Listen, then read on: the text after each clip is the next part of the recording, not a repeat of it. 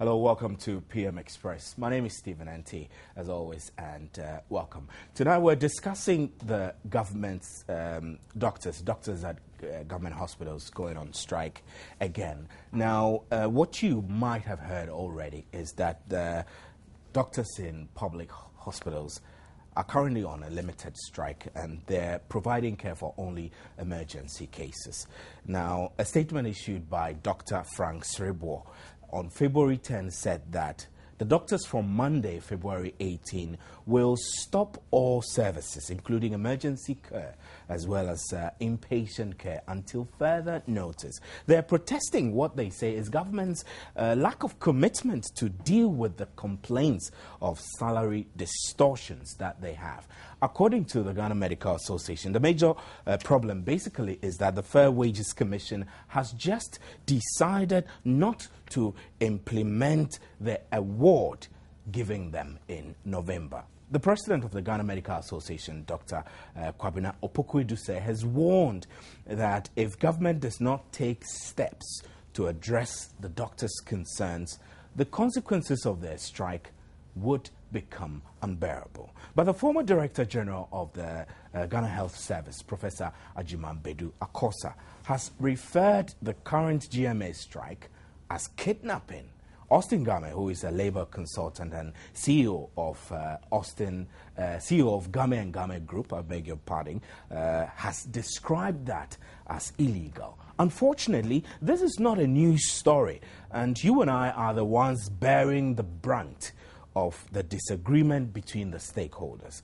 What is the cause, and how do we get past it, and how do we stop it from occurring again? Is it ethical, moral, or legal for doctors to go on strike, and how are they expected to make ends meet under these conditions? I mean, if they're going on strike and not taking care of emergencies, do they expect to be paid?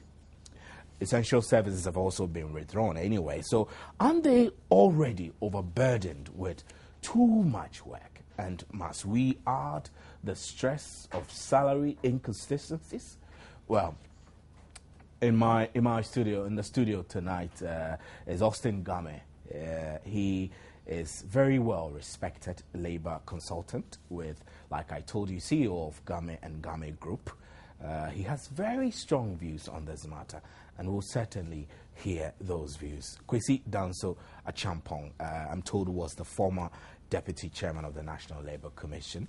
He will explain his position on this matter, and he will add some perspectives to it. And a couple of weeks back, if you would recall, there was another agitation. This time was with the National Association of Graduate Teachers, Nagrat, basically on the same issue of single spy. So labour agitation on the teachers' front, labour agitation on the medical front. We'll put all of that on the board on PM Express. You can join us by text 1760, or you can post your Facebook comments on our Facebook or facebook.com/Joy News on TV, and you can WhatsApp us also. It's very convenient to send us a WhatsApp on 0544334720. I must indicate that we tried extremely hard to get representatives of the Ghana Medical Association to come and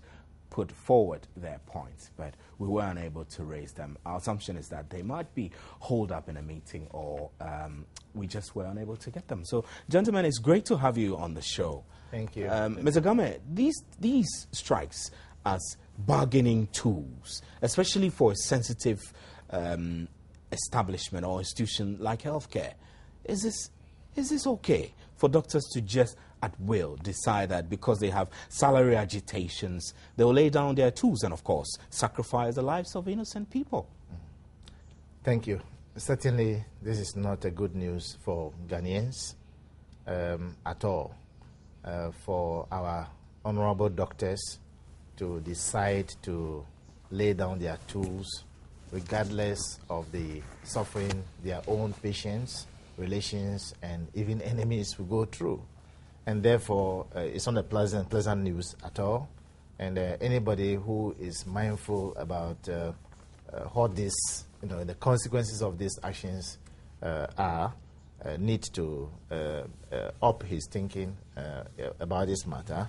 And let's find ways and means of resolving it as quickly as possible. I think that is my primary concern, and I believe the uppermost part of my mind as I sit here now. But it's not a good news for anybody, and as we delve into it further, we'll explain what is expected in the field of industrial relations, if you like, public discourse in matters of this nature, what the law expects us to do, and as a practice, the way and manner these matters can be easily resolved without resorting to the kind of situation in which you find ourselves. So, I mean, what that suggests is that we could have adopted ADR measures so that this wouldn't have escalated to the point where we're now virtually crawling, the health system is crawling, and people go to hospital at the beck and call of no one. Yes, precisely so. It's quite a burdensome situation, and we need to address it and as quickly as possible. Right, so let me shift attention to you, Kwesi Danso Achampong. I didn't quite introduce you well. You were the former deputy chairman of the National Labour Commission, right? Oh, yes, but you're no longer in that position, so you can rightly correct me so that I can get. You are a labour consultant. So, I mean, what's your view on, first, the issues that brought this dispute to the table, before the strike, really? I have been following from the media what the problem had been. And if what I heard is the right thing, then what they are saying is that they've been to compulsory arbitration. An award has been made. We'll be glad if you could speak louder a bit. Yes, so that they've been to compulsory arbitration, an Thank award you. has been made. And for almost 2 years, it's not being enforced. If that is true, then we all need to look at it and see exactly what is holding that arbitration award being implemented. But the thing is that there been several back and forth strikes, especially from medical doctors. It's either junior doctors, it's either paramedics. I mean, all sorts of strikes. This is worrying. I mean, my concern is that health is a very crucial aspect of national development for any country. So, where should we be fixing the blame? Squarely on the doorstep of the doctors or the salary negotiators? No, the point is, I see in the introduction of the single spine, after migrating all the employees onto the single spine salary, we also need to appreciate the fact that right now Medical Association is a trade union by itself. Nagrat is a trade union. NAT is a trade union. So the next stage in getting industrial stability is for the fair wages to begin negotiating contracts of employment with them, so that we have a collective agreement that specifies exactly the conditions under which doctors are going to work, the conditions under which teachers are going to work. You see, the private sector seems to be stable, not because the workers there are not agitated, but they have condition of service that is timed. Within 3 years, they have a collective agreement on their hand. In between the 3 years, they have a wage opener. And therefore, the workers know that this is the time for us to move into negotiation. Within the public sector, we don't have that. And therefore, everything comes on ad hocly. Anytime budget is read, you find agitations all over the place. And that is not the best way to deal with the situation. Now that all of them have registered as in trade unions, now you cannot be talking about a memorandum of understanding on all those things again. We all need to sit down, give them time, bring their proposals, they negotiate, they have a binding document that should last for, say, 3 years. In between, government has time to plan. But if we don't do that, and every year we're going to have this ritual, then we have a problem on our hand. And therefore, the important thing to do is that after migrating all the people onto the single spine, the next thing for us to do is to get all of them collective agreement. that will specify everything. How, the allowances and all the things that sometimes come up from time to time. Yeah, Mr. Kame, but this collective agreement is what they're not arriving at. I mean, I want to assume that in migration onto the single spine salary, the objective was to bring a certain uniformity, a certain fairness, to place people according to their expertise, according to their worth and value on the job. But yeah, let me explain that. You see, the government, all those who are paid from the consolidated fund, they need to come under one wage administration. And that is the single spine. But each one work under different... And that is a good thing? No, it's a good thing. Okay. Because the earlier one, the one who has a strength to push the government will get more, and that one really, creates a lot of instability in the system. So now that we have an omnibus salary scale for all employees within the public sector, that is good. But now the difficulty is that some of them were, under certain allowances and, other benefits. How do we deal with that? Then you need to have a collective agreement that will specify that you have this as a risk allowance, you have this as a height allowance. All those things should be specified, signed, 3-year contract. Okay? Then everybody knows that within the next 3 years, this collective agreement is safe somewhere. And the partners to that agreement have their piece to work towards the next agreement. That is the only thing that is lacking within the public sector. And the earlier something was done, the safer it will be for all of us. Mr. Kame, let's try further to really carve out what the problem is. I mean, the doctors, I have a long document of some of the issues they've raised. They've raised concerns about the 13-point criterion that was used to evaluate the basis of their job placement and all of that. I mean, what exactly is the problem? Thank you. I think the doctors may have some genuine concerns. The employers may have some genuine concerns. There is always a way out when it comes to labor relations to get the social partners, and that's how they are supposed to call themselves. And so as social partners, your behavior and attitude towards one another will be completely different from people who are just going to play volleyball match and somebody will lose, somebody will win. This is a serious matter. Now, so let's say they have concerns. The employer also has concerns. Both sides. That is why we have institutions put in place. So we have the National Labour Commission. We have the Fair Wages and Salaries Commission. We have the labor union being the Ghana Medical Association, which metamorphosed into a labor union and therefore have a bargaining certificate. Now, and other labor unions. So now, if you have a problem, because you have a bargaining certificate and you are covered by the law and by the various legislative instruments, you don't operate outside the confines of this law. You go by the law and practice. And the practice is that when you have a concern like this, you report the matter, first of all, to your employers.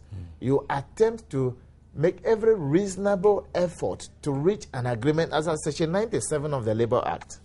If you are unable to resolve this kind of differences, the law envisaged that there will always be problems, being human beings as we are. Under Section 108 of the Labour Act, it says that both parties should get together and resolve all differences, not some of the differences, all differences, making every reasonable effort. So the point is, to what extent have they gone to that? And if you fail to do that, then you go and trigger something else under the law. In their case, because under Section 162 of the Labour Act, they are essential service providers, they are even forbidden and prohibited under 163 to go on strike. Entirely, like security agencies. Forever and ever in their life. In place of that, we have put together a very speedy resolution mechanism in the law and in the LI. So, in effect, they don't have any excuse. The employers too don't have an excuse. And the intention here is we are not blaming the doctors for raising an issue that concerns them. They have a right. But you raise it within the confines of the law and best practices. Right, Mr. Gamin, I'll pause you there briefly, and then we'll take a quick look at the story involving the doctors and the demands they're making. At the Kolebu Teaching Hospital, scores of patients were waiting in endless queues to see the doctors at post. Some had even been waiting since 5:30 a.m. How long have you been here? 5:30. I'm from Medina. No hope. I'm feeling pain in my back. So I asked the nurse initially I should come today. But when I came, I didn't see the doctor. They said they had gone to strike. Hospital sources confirmed to Joy News all patients on admission are being taken care of, while arrangements have also been made for emergency cases and appointments to be seen to. GMA President Dr. Kwabena Opoku-Edusei told Joy News on phone government has not been fair with them by failing to abide by the National Labour Commission's ruling concerning the conversion difference and market premium. The GMA further indicated that the strike will intensify, with all services withdrawn if government does not respond within a week. Even though the date for the end of the strike remains unknown, patients were given some hope. 8 July. 8 July.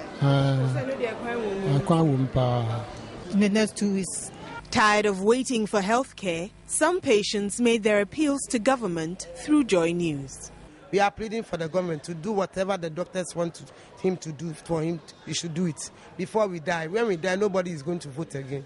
Doctors at the Ridge Hospital were at post when Joy News visited, even though officials declined comment. Jennifer Jane Asante's report for Joy News.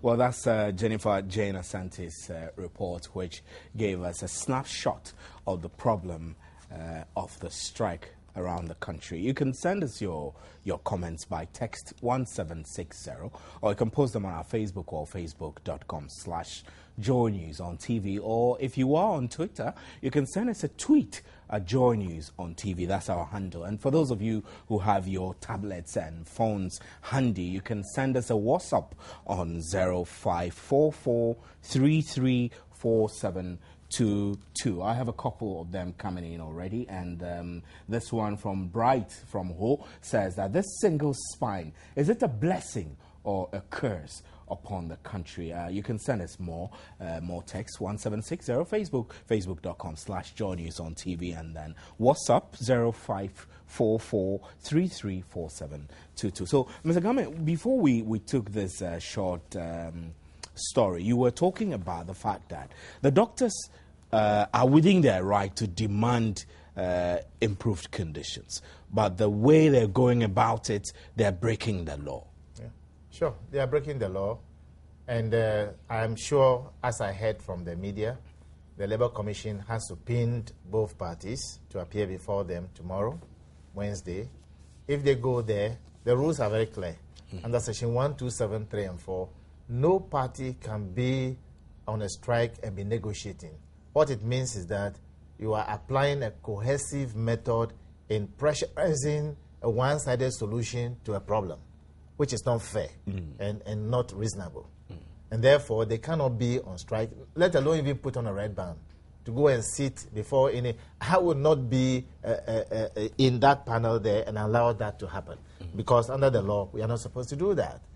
Now, what they should do, and what the employer should also do, is to ensure that they all assemble their legitimate records, go to the commission, present their issue one by one, and let the commission listening to them, because they are an impartial body. The commission is not appointed by the president. The commission is appointed by the social partners themselves, employers, unions, and government, constituting the tripartite body, so that there will be no bias.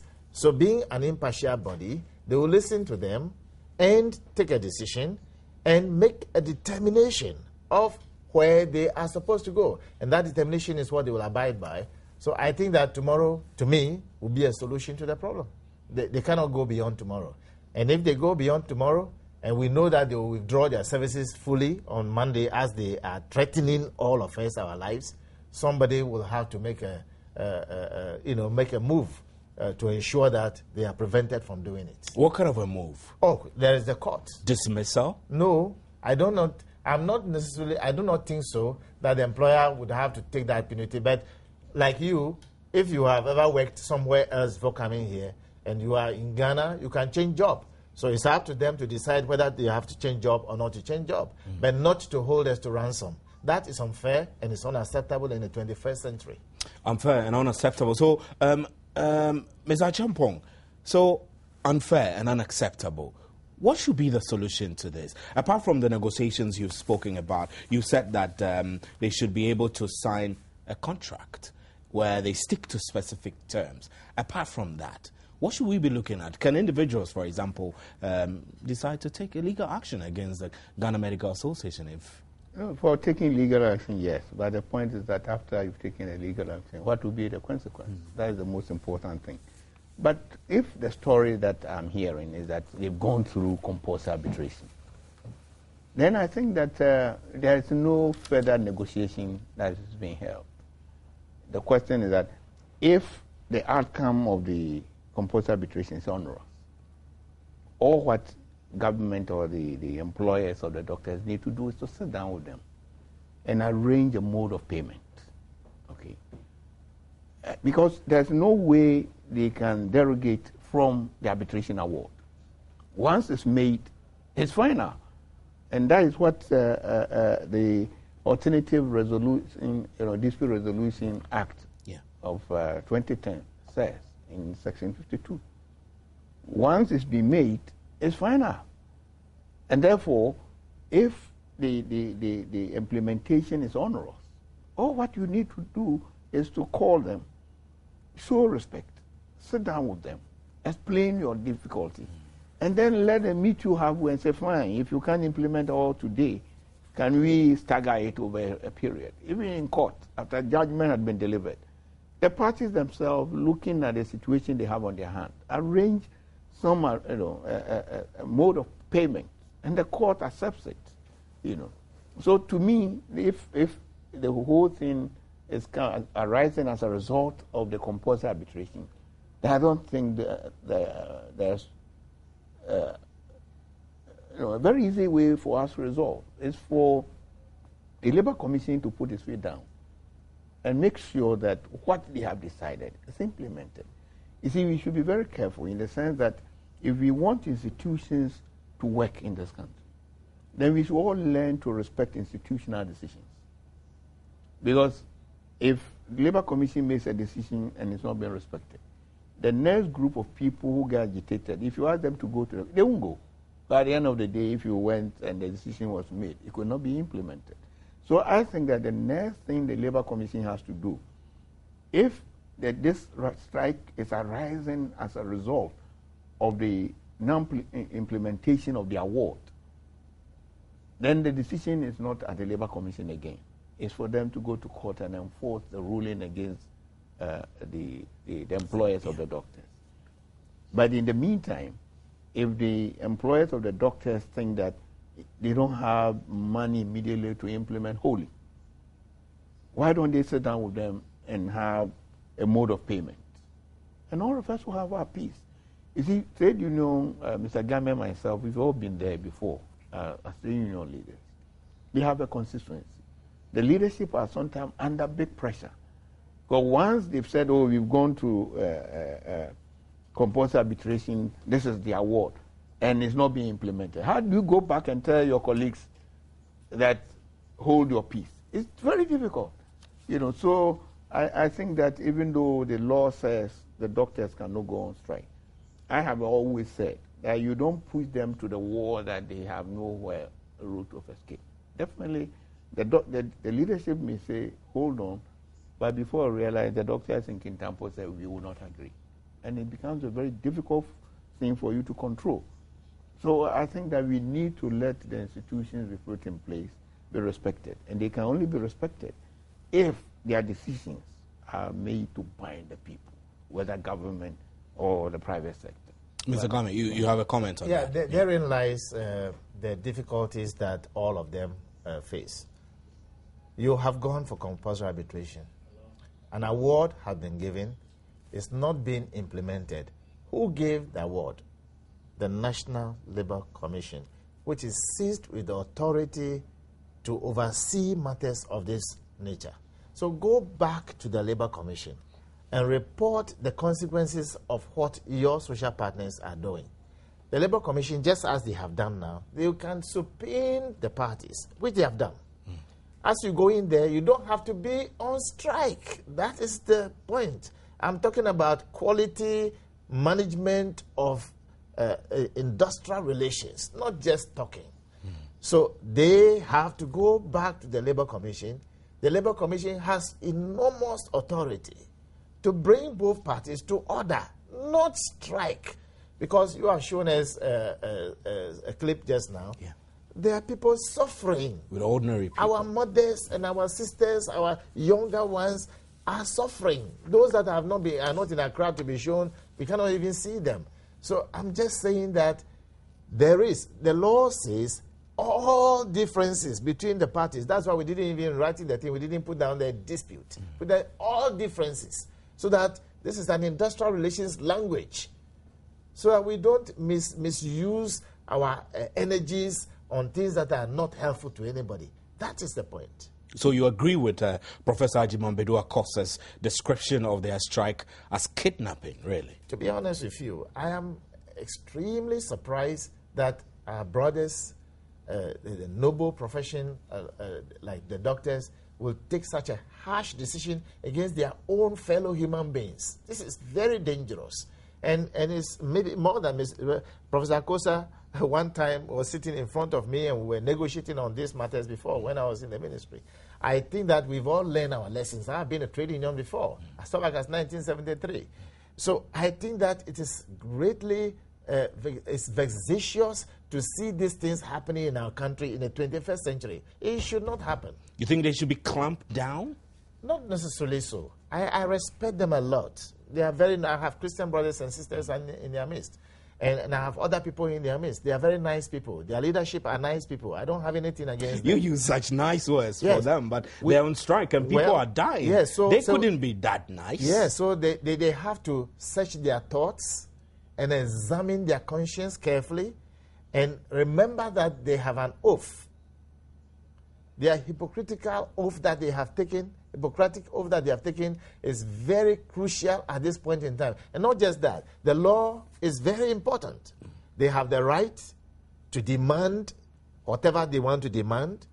If an award is given, and I repeat, the award is not being implemented by the other social partner, go back to the National Labour Commission. They have authority. He has been one time the deputy chairman. They have enormous authority to ensure. And dear brother, from the beginning, the cover to cover of this Labour Act, there is over 90% benefit to the workers in this country.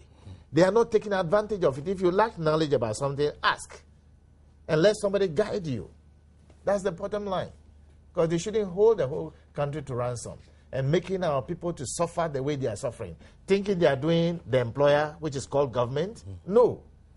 No. By God's grace, I won't be sick. But if I'm sick, I know where to go. So they shouldn't make people to suffer in this country that way. It's not nice. Well, we have a couple of your messages coming in from WhatsApp. I'll read some of them. This one from Simon Javier. I hope that I'm pronouncing your name correct. Xavier or Javier. He says that I'm a medic, but I personally think some workers, including doctors, should not go on strike. Where is the moral ethic even after taking millions? Assuming security personnel going on strike, can you imagine that? Thank you very much. And then this one also doesn't have a name. It says that the government should do something about the doctor strike because otherwise we'll all die in this country. And then another one from, this one also doesn't have a name. It would be nice.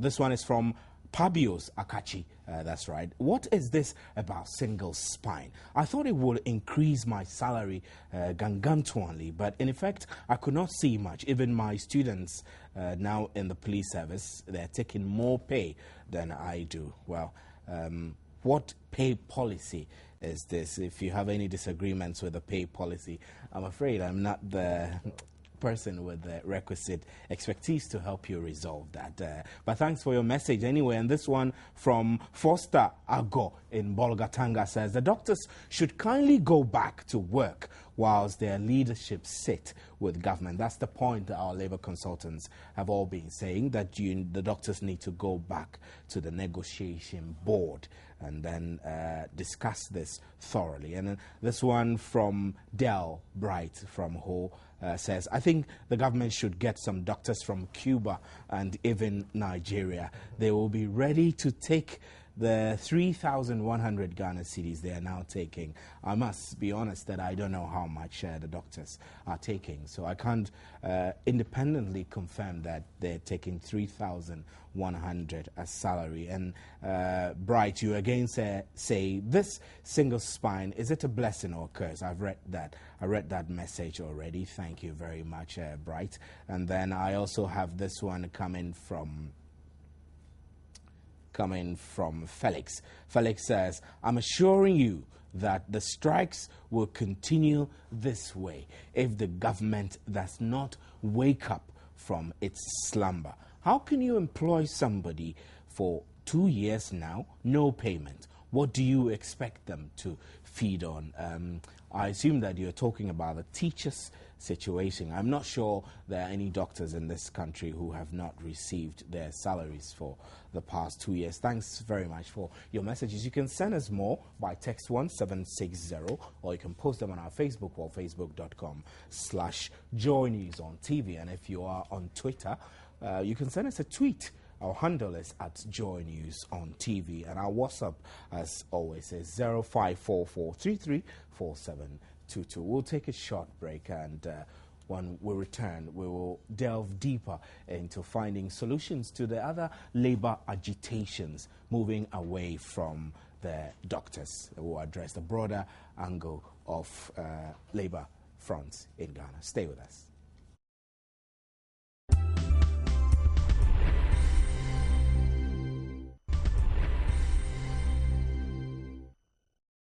Welcome back to PM Express, and tonight we're discussing the Ghana Medical Association strike and other strikes, labor agitations across the country.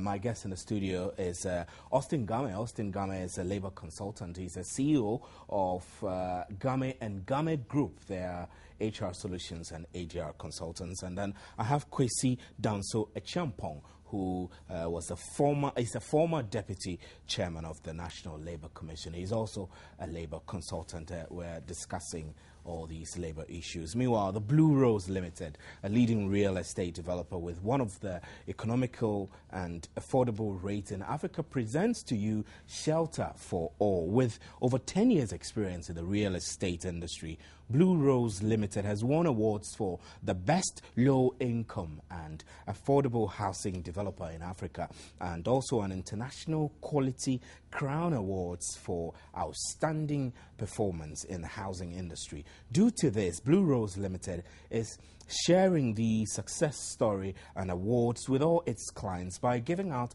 a free 40-inch flat screen television and a multi-TV dish to anyone who buys a house from 17th of December to 17th of January 2013. The promotion has ended, but the site is located at Blue Rose City near Bujumburam, with amenities like school, roads, shopping centers, crash clinic and recreational center.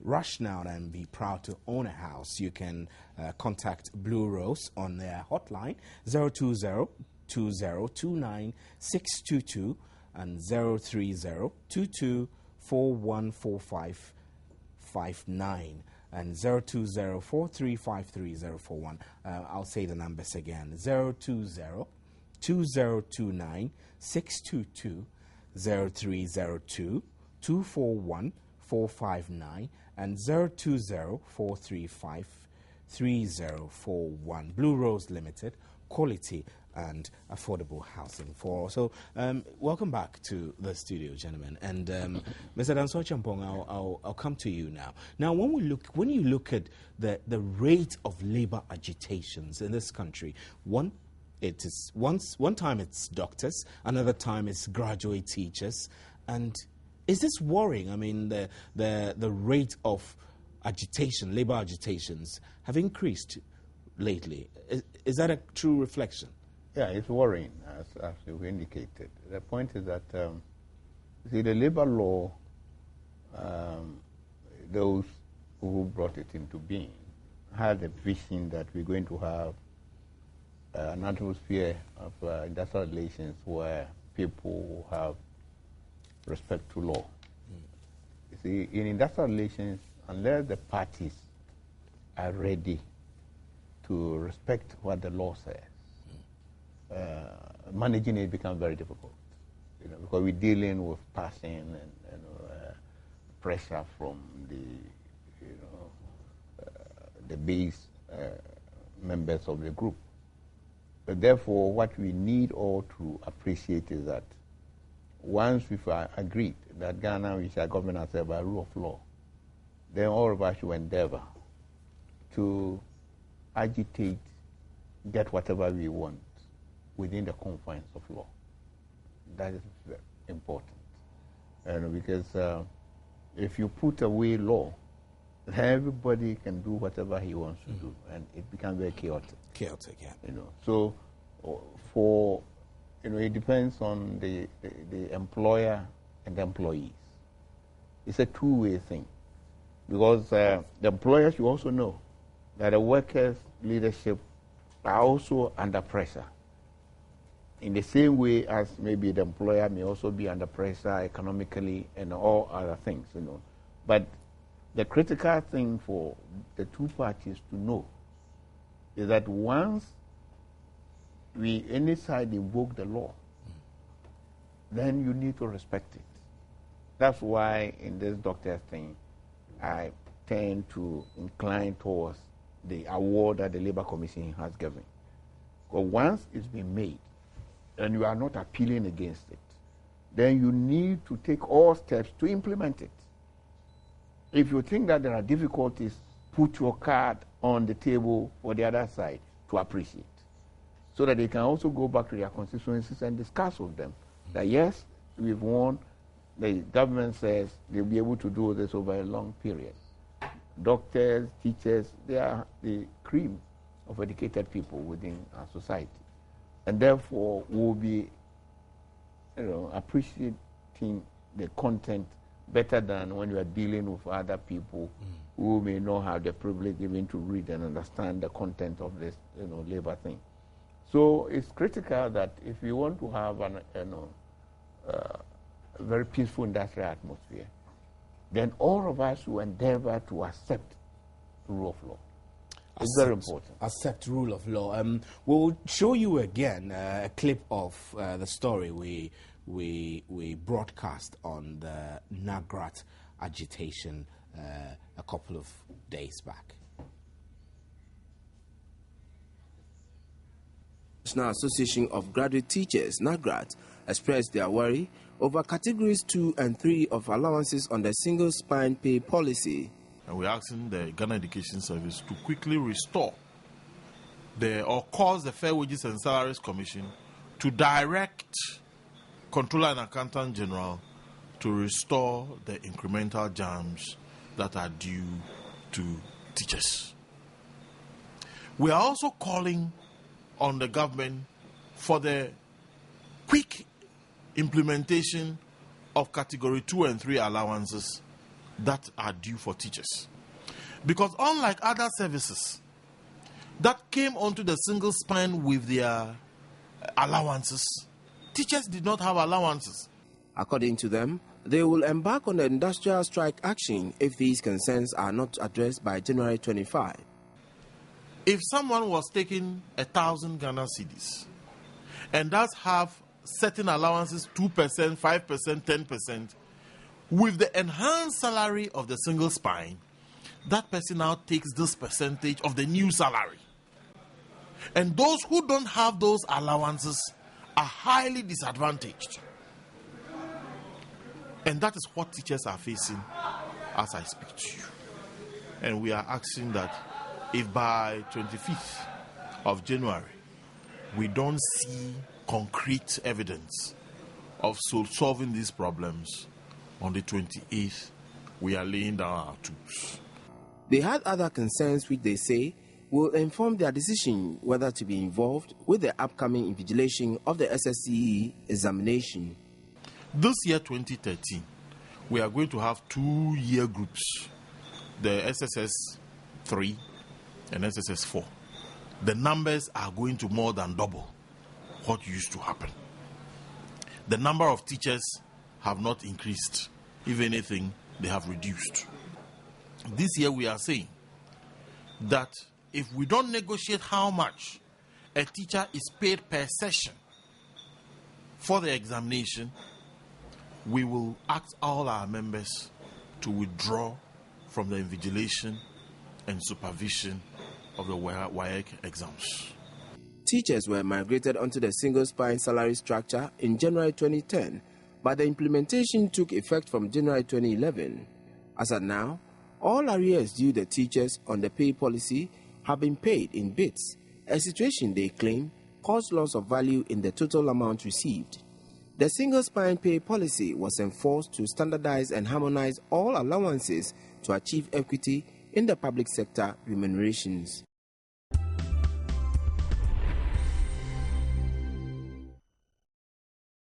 Well, you just saw Emmanuel Antes' report on the Nagrat threat to go on strike. In fact, Nagrat rescinded the decision to go on that strike upon the intervention by the President of the Republic. So, Mr. Game, my key question here is that should it have been the President to intervene before Nagrat then says, okay, we'll sit back and then submit ourselves to the arbitration processes and get a solution to this?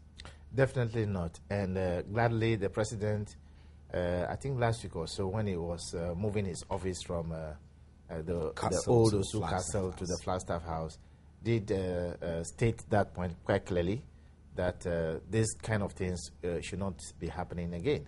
My suggestion is very clear, is that without any hesitation, government as an employer should find ways and means of engaging the services of quality human resource and industrial relations practitioners who have the mind of negotiation and have the mind of how to resolve differences and understand what the labor law entails. And all ministers of state, all district chief executives, all people who are in institutions of honor, and therefore managing people who are on government payroll, they must have solid understanding of the Labor Act.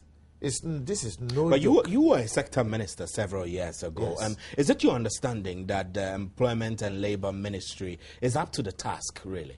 Oh yes, you see, I'm a practitioner myself before going there, so the difference was clear. Now, fortunately, we have a minister who is coming in now, who also once upon a time was the General Secretary of the Ghana Merchant Navy Officers Association. But we have gone a long way now. He alone cannot do the job. Yeah.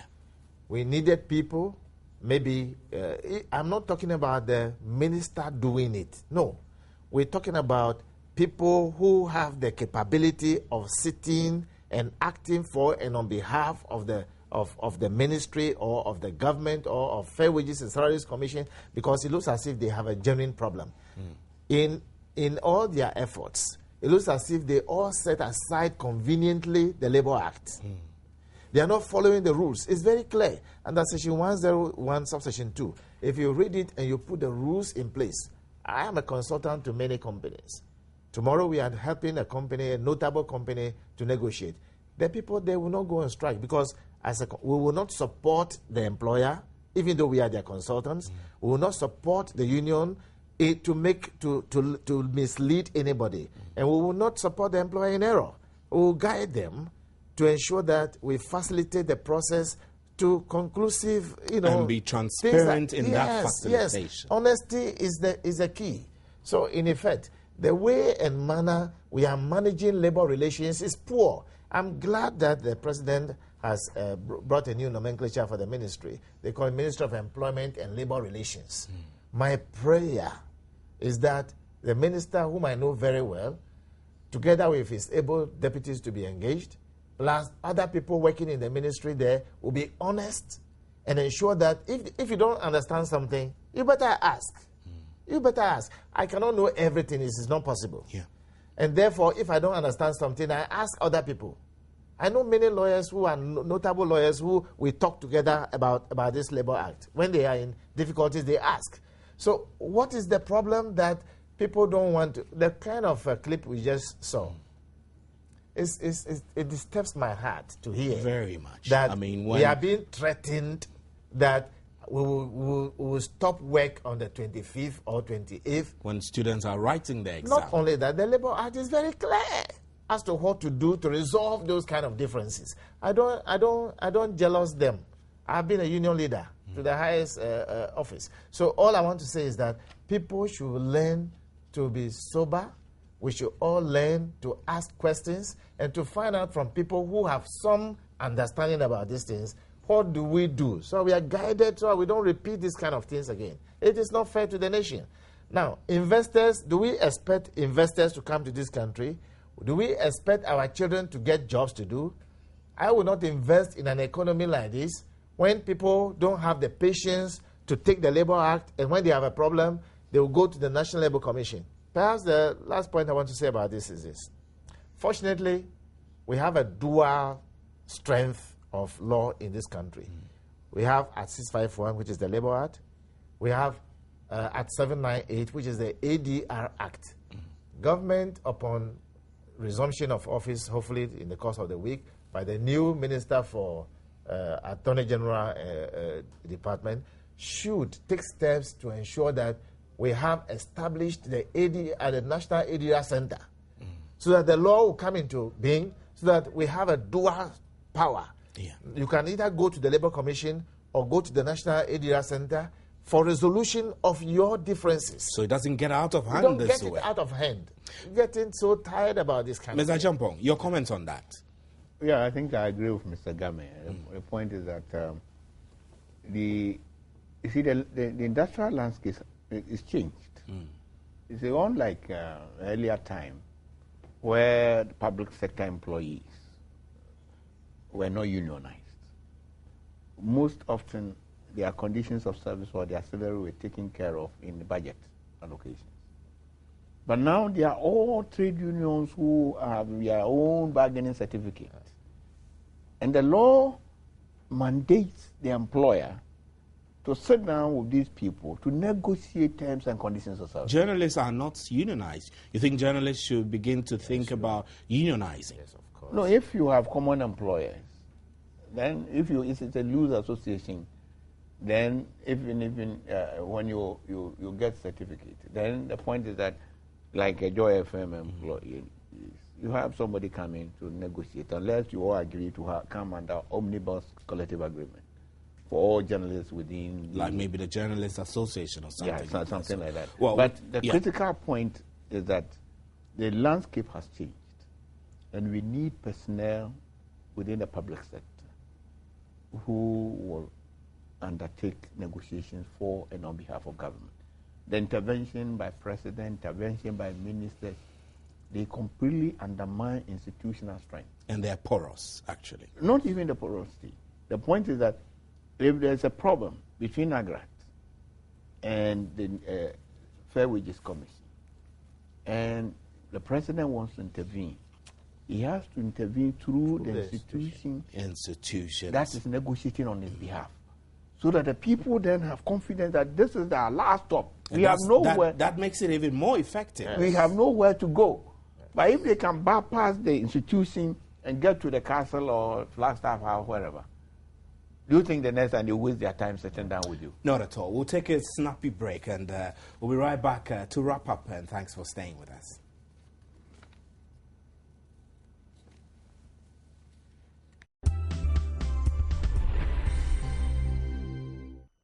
Welcome back to PM Express, and I have lots and lots of messages that are pouring in, and I'll try very hard to quickly run through some of them. This one doesn't have, this one from Yao actually. Yao says, Steve, why not allocate the Jubilee oil field to doctors now?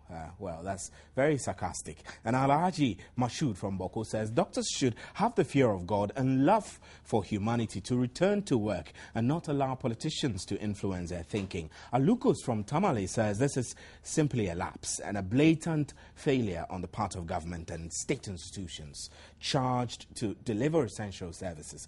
But the million-dollar question is, are the doctors' demands unnecessary or the state purse is broke? Come on, let's get serious once as a nation. The GMA should take a second look to the strike and return to complete service for humanity. This is from Joe Banye from Wa. He says the poor Ghanaians need their kind support. And Sami Indansuma says, when are we going to look straight into the faces of doctors and tell them enough is enough? Why? Which organization does not have problems? Is it the security agencies or the public servants? Well, thanks for your questions. And Awuni says, can any Ghanaian take the doctors to court for violating the law that prohibits them from going on strike? And doctors do this only to get enough time for their private clinics. This is from Dave Begro. He says the solution is to ban them from private practice if they demand too much. And Estelo in Ho, you say that these doctors are biting the fingers of the very people whose taxes were used to educate them, and then strike every year, every month, strike every day. Why? Are the doctors the only workers in Ghana? What at all will satisfy them? The government should be careful. If not, doctors will thwart the single spine salary structure and all workers will live. This is Moro Adam from Tamale. And finally, this one is from Douglas Newmont. He says, oh, the doctors again. I hope they can come to an agreement tomorrow so they return to work. Our lives are at risk. And Douglas says, good evening, Mr. Game. Right, thanks very much for your messages. We have loads of them coming in, and some of them are coming on WhatsApp, but we have to wrap up our discussion in the studio. So, Mr. Game, looking at all these, the doctors, the teachers, and the general labor front, you have said emphatically that it will be very good for government to set up an ADR center, maybe through the Ministry of the Attorney General and Ministry of Justice Department to give a double power to negotiations. Beyond that, what should Ghana as a country be doing in order to streamline labor agitations and ensure that some of these things don't happen really? Thank you. When we were writing this Labor Act and we go to Japan, the Japanese ask us, where did you people get this idea from? When we go to the Federal Mediation and Conciliation Services in the US, they ask the same thing. We go to Denmark, they ask the same thing. They were even surprised we have created space for a legislative instrument now in place for a national tripartite body to help resolve differences. So we have got strong. Our Labor Act is not a child play. It took us 4 years to write it. It passed through 2 regimes. So nobody has excuse in this country.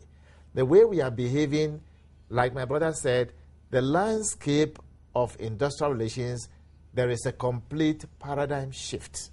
A change has been brought to bear upon industrial relations practices in Ghana.